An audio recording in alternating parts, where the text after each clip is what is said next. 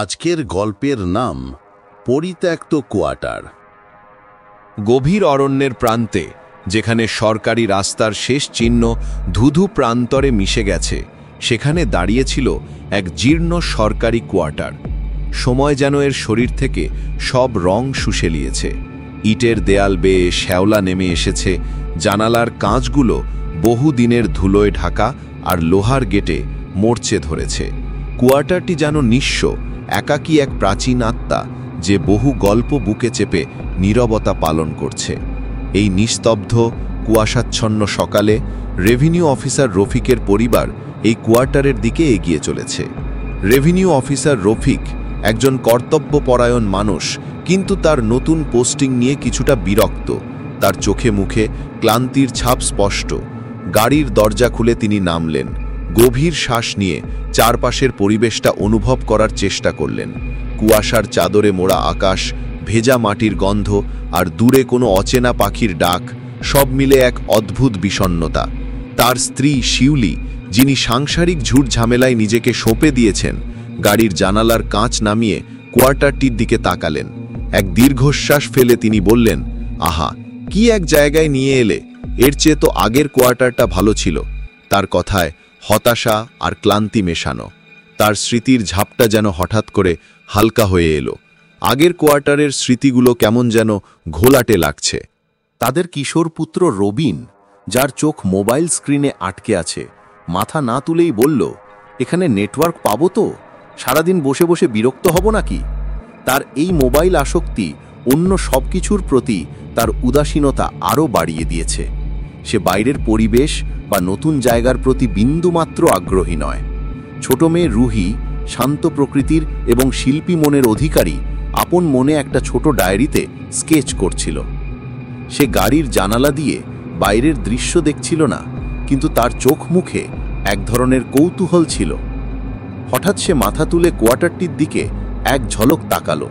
তার চোখের গভীরে এক ঝলক অচেনা আলো খেলে গেল। রেভিনিউ অফিসার রফিক পরিবারের এই নিরাশা দেখে কিছুটা বিব্রত হলেন, কিন্তু তার মনে হলো সময়ের সাথে সব ঠিক হয়ে যাবে। তিনি বললেন, চলো ভেতরে তো যাই, নতুন জায়গা, একটু সময় লাগবে মানিয়ে নিতে। ভেতরে প্রবেশ করে তাদের চোখ কপালে উঠল। ধুলা ময়লার স্তূপ, পুরনো আসবাবপত্র এলোমেলো পড়ে আছে, সবকিছুই যেন বহু বছর ধরে হাতছাড়া। রফিক মনে মনে ভাবলেন, এই বাড়ি গোছাতে অনেক সময় লাগবে। রাত নামতেই কোয়ার্টারটির পরিবেশ যেন আরও ভারী হয়ে উঠল। বাইরে অশুভ পাখির ডাক, ঝিঝি পোকার একঘেয়ে সুর, আর বাতাসের শনশন শব্দ। শিউলি ক্লান্ত শরীরে বিছানায় গা এলিয়ে দিলেন। রবিন তার হেডফোন কানে লাগিয়ে মোবাইলে ডুব দিল। রুহি তার ডায়েরিতে মনোযোগ দিল। রফিক অফিসের কাজের কাগজপত্র দেখতে লাগলেন। ঘুমানোর আগে শিউলির মনে হলো শোবার ঘরের পুরনো পর্দাটা যেন একটু বেশি ঝলমলে লাগছে। তিনি ভ্রু কুঁচকে তাকালেন। এত ময়লা পর্দাটা কি পরিষ্কার হলো নাকি? রফিক চোখ না তুলেই বললেন, হবে হয়তো, নতুন লোক এসে লাগিয়ে গেছে। দিন গড়াতে লাগল। জীর্ণ কোয়ার্টারটি ধীরে ধীরে রফিকের পরিবারের নতুন আশ্রয়স্থলে পরিণত হলো। তবে এটি শুধু একটি বাসস্থান ছিল না, এটি ছিল এক মায়াবী ফাঁদ, যেখানে সময় ভিন্ন গতিতে প্রবাহিত হচ্ছিল। প্রথম কয়েক সপ্তাহ পরিবারটি তাদের দৈনন্দিন জীবনে এতটাই ব্যস্ত ছিল যে বাইরের বা ভেতরের কোনো ছোটখাটো পরিবর্তন তাদের চোখে পড়ছিল না। রফিক তার অফিসের নতুন দায়িত্বে ডুবেছিলেন। শিউলি বাড়ির কাজকর্মে আর সন্তানদের পড়াশোনা নিয়ে হিমশিম খাচ্ছিলেন। রবিন তখনও মোবাইল নিয়ে ব্যস্ত, আর রুহি তার আঁকাআঁকি নিয়ে নিজের জগতে মগ্ন। কিন্তু কোয়ার্টারের ভেতরে পরিবর্তন আসছিল অলক্ষ্যে, নিশাচর জিনদের অলৌকিক স্পর্শে। প্রতিদিন রাতে যখন পরিবারের সবাই গভীর ঘুমে আচ্ছন্ন থাকত, কোয়ার্টারটি যেন নিজেই নিজেকে সাজিয়ে তুলত। সকালের আলো ফোটার সঙ্গে সঙ্গে তারা দেখত পুরনো জং ধরা পেরেকগুলো নতুন হয়েছে, দেয়ালের চটা ওঠা অংশগুলো মসৃণ উজ্জ্বল দেখাচ্ছে, আসবাবপত্রের জীর্ণভাব কেটে গিয়ে সেখানে নতুনত্বের আভা। এমনকি শিউলির পুরনো শাড়ির আঁচলেও যেন নতুন উজ্জ্বলতা দেখা যাচ্ছিল। তবে তাদের মন এতটাই ব্যস্ত ছিল যে তারা এসবকে হয় নিজেদের মতিভ্রম, নয়তো সরকারি নতুন সরবরাহ মনে করে উড়িয়ে দিত। আরে, মনে হয় সরকার থেকে নতুন রঙের কাজ করে দিয়েছে। শিউলি একদিন বললেন, রফিক তার ফাইল থেকে মুখ না তুলেই সায় দিলেন, হতে পারে অনেক দিন ধরে কাজগুলো আটকে ছিল হয়তো। এই পরিবর্তনের সাথে সাথে পরিবারের সদস্যদের মধ্যেও এক অদ্ভুত পরিবর্তন আসছিল। তারা অজানিতেই তাদের বয়স হারাচ্ছিল, ধীরে ধীরে নিজেদের যৌবনে ফিরে যাচ্ছিল। শিউলি প্রথম দিকে এই পরিবর্তনের শিকার হলেন। তার স্মৃতিশক্তি দিনকে দিন ক্ষীণ হয়ে আসছিল। তিনি জিনিসপত্র ভুলে যেতেন, মাঝে মধ্যে ছেলে মেয়েদের নামও এলোমেলো করে ফেলতেন। কিন্তু তার মুখে এক ধরনের সতেজতা আসছিল। ত্বকের বলিরেখা বিলীন হতে শুরু করেছিল। তিনি আয়নার সামনে দাঁড়িয়ে নিজেকে দেখে ভাবতেন, ইদানিং মনে হয় ভালো খাচ্ছি, তাই শরীরটা বেশ ভালো লাগছে। তিনি তার ভুলে যাওয়া নিয়ে চিন্তিত ছিলেন, কিন্তু তার ক্রমবর্ধমান তারুণ্য তাকে বিভ্রান্ত করেছিল। তিনি মনে করতেন এটা হয়তো স্রেফ স্বাস্থ্য ভালো হবার লক্ষণ। মাঝে মধ্যে তিনি রুহিকে বলতেন, আহা, তোর মুখটা তো একদম আমার ছোটবেলার মতো দেখতে। কিন্তু নিজেই অবাক হতেন তার নিজের ছোটবেলার স্মৃতিগুলো কেন এত স্পষ্ট হয়ে উঠছে। রফিক অনুভব করছিলেন তার মনে জটিল বিষয় নিয়ে চিন্তা করার ক্ষমতা কমে আসছে। অফিসের কাজগুলো তার কাছে সহজ মনে হতো, কিন্তু তার বিশ্লেষণ ক্ষমতা হ্রাস পেয়েছিল। তাকে মনে হতো তিনি যেন আরও উদ্যমী, কিন্তু সেই উদ্যম অর্থহীন কর্মচাঞ্চল্যে পরিণত হচ্ছিল। তিনি মাঝে মধ্যে পুরনো দিনের কথা ভুলতে শুরু করেছিলেন, কিন্তু তার শরীর যেন আরও চটপটে হয়ে উঠছিল। তিনি মনে করতেন, আহা, অনেক দিন পর শরীরটা বেশ চনমনে লাগছে। রবিন, যার মোবাইল আসক্তি ছিল চরমে, সে আরও বেশি অস্থির হয়ে উঠেছিল। তার আচরণে কিশোরসুলভ চঞ্চলতার বদলে এক ধরনের শিশুসুলভ উদ্দামতা দেখা যাচ্ছিল। সে পড়াশোনায় আরও অমনোযোগী হয়ে পড়েছিল, যেন তার মনোযোগের ব্যাপ্তি কমে গেছে। তার কণ্ঠস্বরও যেন কিছুটা পাতলা হয়ে আসছিল। তার মনে হতো সে বুঝি আরও ছোট হয়ে যাচ্ছে, কিন্তু সে ব্যস্ত ছিল তার গেমের লেভেল জেতা নিয়ে। রুহি, শান্ত মেয়েটা, নিজের জগতে আরও গভীরে ডুবে যাচ্ছিল। তার আঁকাআঁকিতে পরিপক্কতার বদলে এক ধরনের সরলতা আসছিল। তার ক্যানভাসে ফুটে উঠত অদ্ভুত সব ছবি। কোয়ার্টারের দেয়ালগুলো যেন প্রাণবন্ত হয়ে উঠছে। তার বাবার মুখে বলিরেখা মুছে যাচ্ছে, মায়ের চুল আরও কালো দেখাচ্ছে, কিন্তু সে এসবকে তার শৈল্পিক কল্পনা হিসেবেই দেখত। তার মনে হতো সে যেন আরও ছোটবেলার ছবি আঁকছে। সে একবার শিউলিকে দেখিয়েছিল তার আঁকা একটি ছবি, যেখানে শিউলির বয়স অনেক কম, প্রায় তারুণ্যে ভরপুর। শিউলি দেখে হেসেছিলেন, আহা, কি সুন্দর, আমায় একদম তরুণী করে এঁকেছিস দেখছি। এই সমস্ত পরিবর্তন চলছিল নীরবে, অলক্ষ্যে। পরিবারের সদস্যরা তাদের নিজস্ব সমস্যা, আকাঙ্ক্ষা আর ব্যস্ততায় এতটাই মগ্ন ছিল যে তারা এই অলৌকিক ভয়াবহ সত্যটিকে কখনোই উপলব্ধি করতে পারছিল না। জিনের এই মায়াজাল তাদের দৃষ্টিকে এমনই আচ্ছন্ন করে রেখেছিল যে তারা নিজেদের সামনে ঘটে যাওয়া সবচেয়ে বড় অস্বাভাবিকতাটিকেও সাধারণ মনে করছিল। একদিন বিকেলের ম্লান আলোতে, যখন অরণ্যের বুক চিজে কুয়াশা নামতে শুরু করেছে, রফিক অফিস থেকে ফিরছিলেন। তার মনে অফিসের কাজে কর্মের এক অস্থির চাপ ছিল। রাস্তার পাশের ঘন ঝোপের মধ্যে হঠাৎ তিনি একটি নড়াচড়া দেখতে পেলেন। ভয়ে ভয়ে তিনি গাড়ি থামিয়ে নেমে গেলেন। ঝোপের ভেতর থেকে উকি দিল এক ছোট মেয়ে। তার চোখ দুটো ভয়ে বড় বড় হয়ে উঠেছে। পরনে ছিঁড়ে যাওয়া পোশাক, মুখটা কাদামাটিতে মাখা। রফিক বুঝতে পারলেন অরণ্যের গভীরে পথ হারানো কোনো শিশু। কে তুমি? এখানে কি করছো? রফিক শান্ত স্বরে জিজ্ঞাসা করলেন। মেয়েটি ভয়ে কুকড়ে গিয়ে নাম বলল, আয়েশা, আমি পথ হারিয়ে ফেলেছি। তার কণ্ঠস্বর ক্ষীণ। রফিক মেয়েটিকে আশ্বস্ত করে নিজের গাড়িতে তুলে নিলেন। তার মন মানবিক অনুকম্পায় ভরে উঠল। তিনি ভাবলেন, এই গভীর অরণ্যে আয়েশার বাবা মা কত চিন্তিত হচ্ছেন। তাকে নিজের বাসায় নিয়ে যাওয়া উচিত, পরে খবর দেওয়া যাবে। কোয়ার্টারে আয়েশাকে দেখে শিউলি, রবিন আর রুহি অবাক হয়ে গেল। শিউলি দ্রুত এগিয়ে এসে আয়েশার হাত ধরলেন। মেয়েটির মলিন মুখ দেখে তার অন্তর কেঁপে উঠল। তিনি বললেন, আহা মারে, কত কষ্ট পেয়েছিস, আয় ভেতরে আয়। আয়েশা ভয়ে ভয়ে কোয়ার্টারের ভেতরে প্রবেশ করল। তার নিষ্পাপ চোখে কোয়ার্টারের ভেতরকার পরিবেশটা কেমন যেন অচেনা লাগছিল। বিশেষ করে রফিকের পরিবারের দিকে তাকিয়ে তার মনে এক অদ্ভুত অনুভূতি হল। শিউলির মুখটা দেখে তার মনে হল তিনি যেন তার মায়ের চেয়েও ছোট। রবিন আর রুহিকে দেখে মনে হল তারা তার বয়সী ছোট ভাই বোন, যদিও তাদের চালচলনে এক ধরনের অদ্ভুত বড়দের ছাপ। তাদের বয়স নিয়ে তার শিশু মনে এক ধোঁয়াশা তৈরি হল। আয়েশা তাদের সাথে কথা বলতে গিয়েও কেমন যেন জড়তা অনুভব করছিল। শিউলি আয়েশাকে গোসল করিয়ে নিজের মেয়ের পুরনো পোশাক পরিয়ে দিলেন, তাকে গরম দুধ আর রুটি খেতে দিলেন। আয়েশা শান্ত হয়ে খেতে বসল।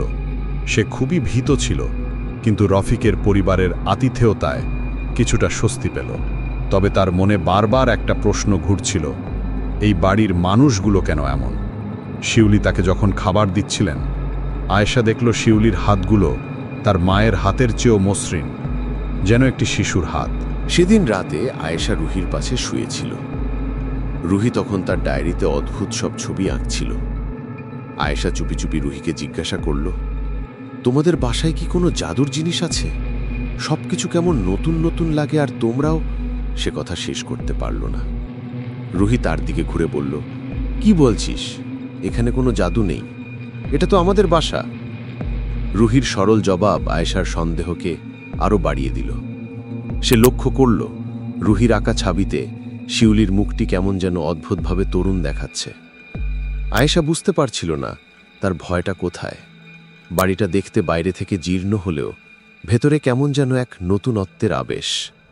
আর এই পরিবারের সদস্যদের মধ্যে এক ধরনের অবাস্তব তারুণ্য। আয়েশার সরল মন এসবের ব্যাখ্যা খুঁজে পাচ্ছিল না।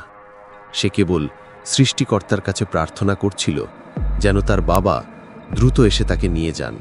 তার মন বলছিল, এই বাড়িতে কিছু একটা ঠিক নয়। অরণ্যের গভীরে যেখানে আয়েশা নিজের পথ হারিয়েছিল, সেখানে তার বাবা হযরত ইদ্রিস মেয়েটিকে প্রায় পাগলের মতো খুঁজছিলেন। হযরত ইদ্রিস কেবল একজন ধর্মীয় ব্যক্তি ছিলেন না, তিনি ছিলেন একজন রুকইয়া বিশেষজ্ঞ এবং আধ্যাত্মিক সাধক। তার জ্ঞান ও আধ্যাত্মিক শক্তি অদেখা জগতের রহস্য উন্মোচন করতে সক্ষম ছিল। তিনি জানতেন তার মেয়ে খুব সাধারণ নয়, সে এমন কিছু দেখতে ও অনুভব করতে পারে যা সাধারণ মানুষের পক্ষে সম্ভব নয়। আয়েশার হারিয়ে যাওয়ার পেছনে তিনি এক অশুভ শক্তির গন্ধ পাচ্ছিলেন। দিনের পর দিন তিনি অরণ্যের প্রতিটা কোণায় তাকে খুঁজেছেন। তার মনে এক গভীর উদ্বেগ ছিল, কারণ তিনি জানতেন অরণ্যের গভীরে এমন কিছু সত্তা বাস করে যা মানুষের কল্পনারও বাইরে। অবশেষে একটি অস্পষ্ট চিহ্ন অনুসরণ করে তিনি রফিকের কোয়ার্টারের দিকে এগিয়ে এলেন। কোয়ার্টারের গেটের সামনে এসে হযরত ইদ্রিস মুহূর্তে থমকে গেলেন। তার অভিজ্ঞ চোখ আর আধ্যাত্মিক অনুভূতি এই স্থানের অশুভ শক্তিকে ঠিকই চিনতে পারল। জীর্ণ বাইরের আবরণ ভেদ করে ভেতরের এক অদ্ভুত মায়াবী পরিবেশ তার কাছে স্পষ্ট হয়ে উঠল। তিনি অনুভব করলেন এই বাড়িটি কোনো জিনের শক্তিশালী দখলের অধীনে। তার উপর তিনি টের পেলেন বাড়ির ভেতরে যারা বাস করছে তাদের প্রাণ শক্তি এক অদ্ভুত উপায়ে শুষে নেওয়া হচ্ছে। বেল বাজানোর পর রফিক দরজা খুললেন। হযরত ইদ্রিসের তীক্ষ্ণ দৃষ্টি মুহূর্তেই রফিকের ওপর পড়ল। রফিকের মুখে ক্লান্তির ছাপ থাকলেও তার চোখে মুখে অস্বাভাবিক এক ধরনের তারুণ্য দেখা যাচ্ছিল। তার চুল কালো দেখাচ্ছিল, যেন তার বয়স অনেক কমে গেছে। হযরত ইদ্রিস মুহূর্তেই বুঝতে পারলেন এখানে ভয়ঙ্কর কিছু ঘটছে। আমি আয়েশার বাবা, হযরত ইদ্রিস শান্ত গলায় বললেন। আমি তাকে খুঁজতে এসেছি। রফিক কিছুটা স্বস্তির নিঃশ্বাস ফেললেন। আহ, ভেতরে আসুন হযরত সাহেব, আপনার মেয়ে আমাদের কাছেই আছে, সে একদম সুস্থ আছে। হযরত ইদ্রিস ভেতরে প্রবেশ করলেন। তার চোখে বাড়ির প্রতিটি কোণা, প্রতিটি আসবাবপত্র ধরা পড়ছিল।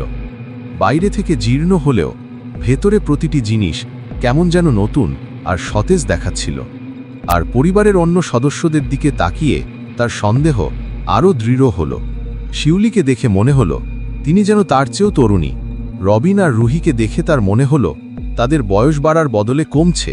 তাদের চোখ মুখে এক ধরনের নিষ্পাপতা, কিন্তু তার সাথে এক ধরনের শূন্যতা।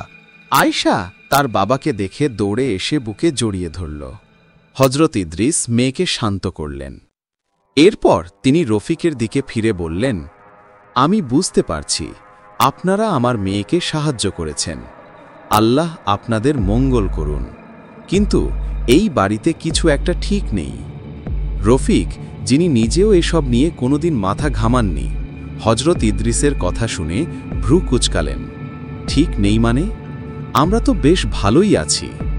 হযরত ইদ্রিস চারপাশে তাকিয়ে বললেন, আপনারা কি নিজেদের মধ্যে কোনো পরিবর্তন লক্ষ্য করছেন না? আপনাদের বয়স কমে আসছে। এই বাড়িটি একটি শক্তিশালী জিনের দখলে, যা আপনাদের প্রাণ শক্তি শুষে নিচ্ছে। আপনাদেরকে এমন এক শিশুসুলভ অবস্থায় নিয়ে যাচ্ছে যখন আপনারা সহজেই এর বশ্যতা স্বীকার করবেন।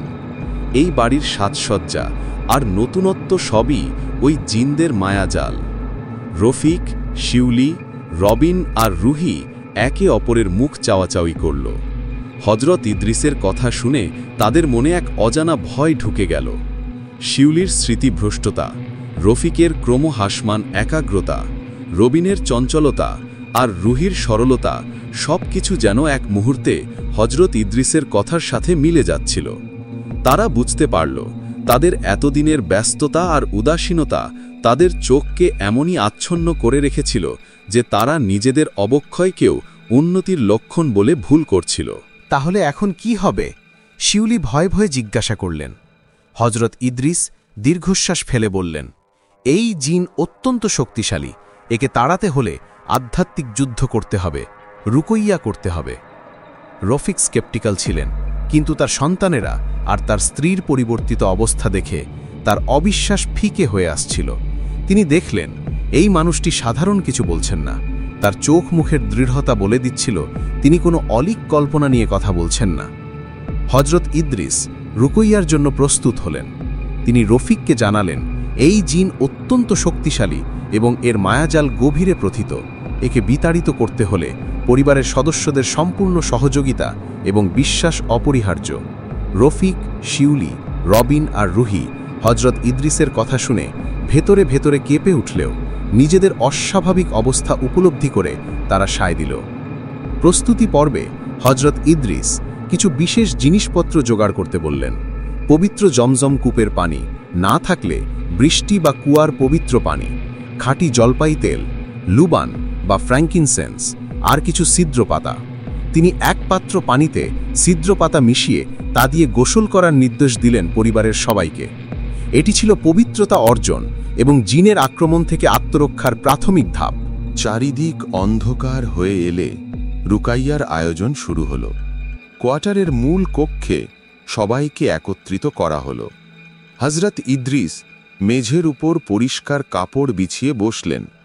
তার সামনে রাখা হল এক পাত্র পবিত্র পানি, জলপাই তেল আর লুবানের ধূপদান, যা থেকে সুগন্ধযুক্ত ধোঁয়া বের হচ্ছিল। তিনি সবাইকে চুপ করে বসতে বললেন। তার চোখ বন্ধ, মুখে আলতো হাসি। এরপর তিনি পবিত্র কোরআনের আয়াত তিলাওয়াত শুরু করলেন।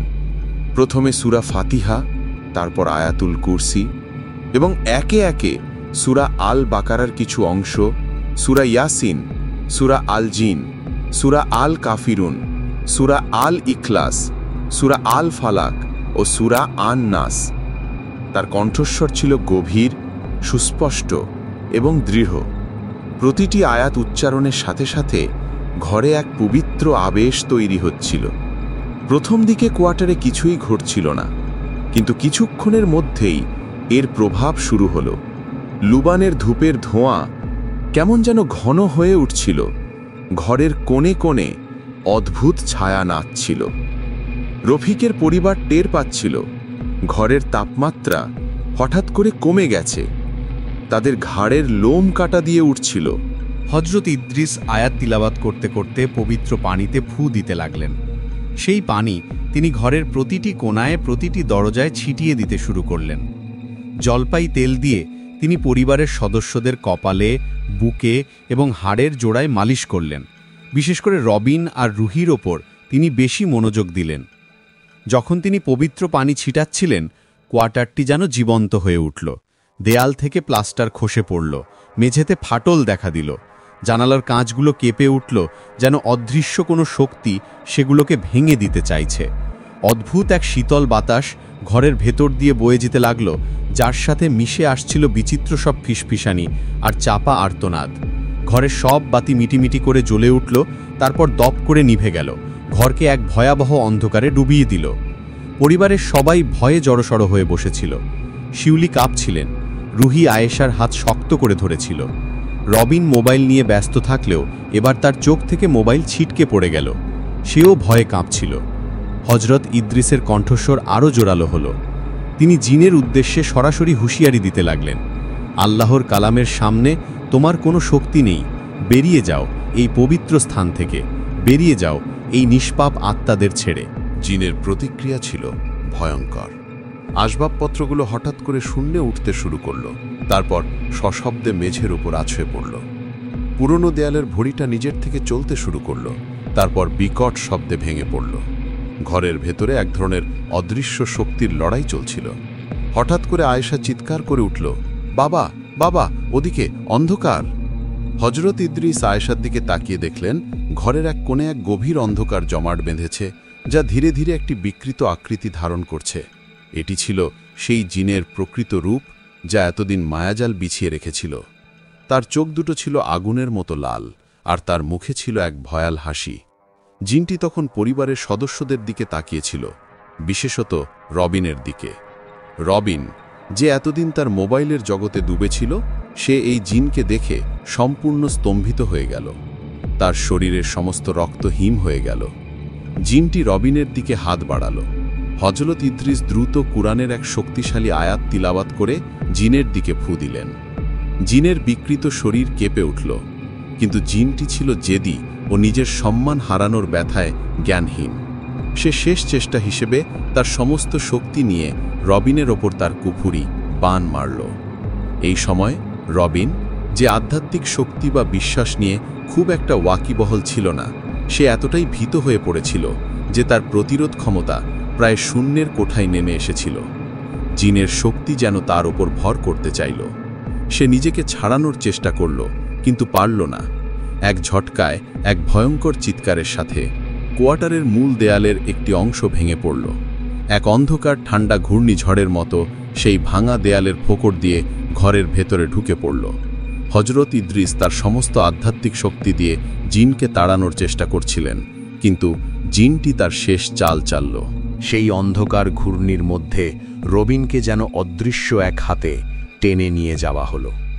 রফিকের আর্তচিৎকার, শিউলির বুক ফাটা কান্না আর রুহির আতঙ্কিত দৃষ্টির সামনে রবিন চোখের পলকে অদৃশ্য হয়ে গেল।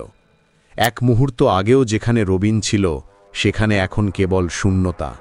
জিনের শেষ আঘাতে রবিনকে চিরতরে গ্রাস করে নিল। হয়তো তাকে নিয়ে চলে গেল এক অন্ধকার জগতে, অথবা তাকে সম্পূর্ণরূপে বিলীন করে দিল। নিশ্ছিদ্র অন্ধকারে নিমজ্জিত হয়ে গেল রবিন।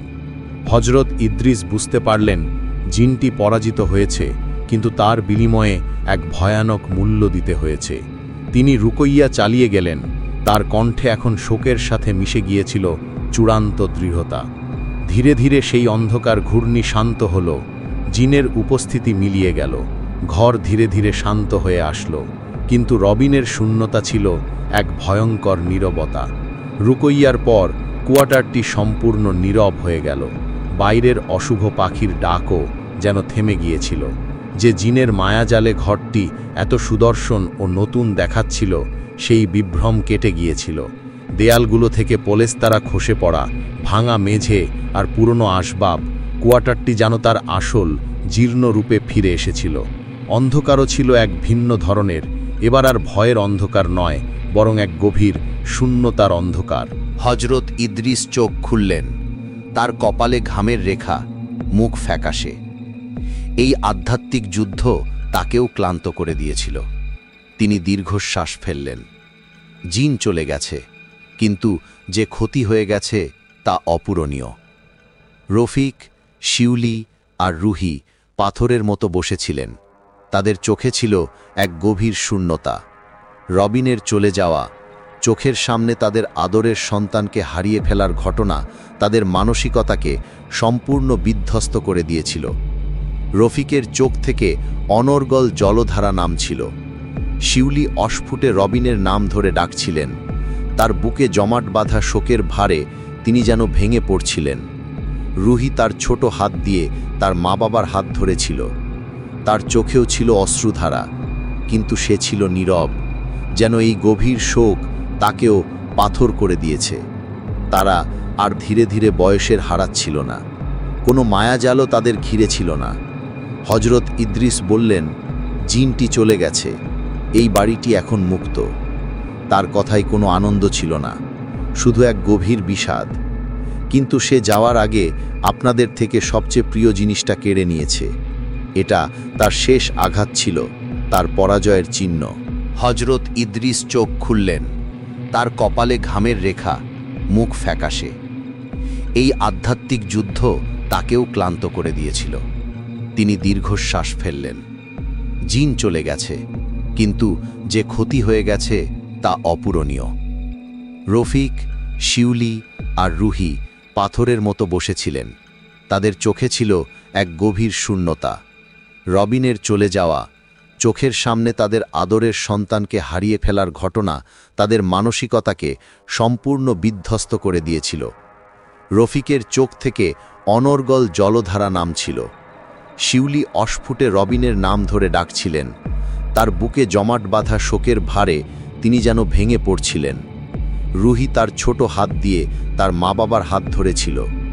তার চোখেও ছিল অশ্রুধারা, কিন্তু সে ছিল নীরব, যেন এই গভীর শোক তাকেও পাথর করে দিয়েছে। তারা আর ধীরে ধীরে বয়সের হারাচ্ছিল না, কোনো মায়াজালও তাদের ঘিরে ছিল না। হজরত ইদ্রিস বললেন, জিনটি চলে গেছে, এই বাড়িটি এখন মুক্ত। তার কথায় কোনো আনন্দ ছিল না, শুধু এক গভীর বিষাদ।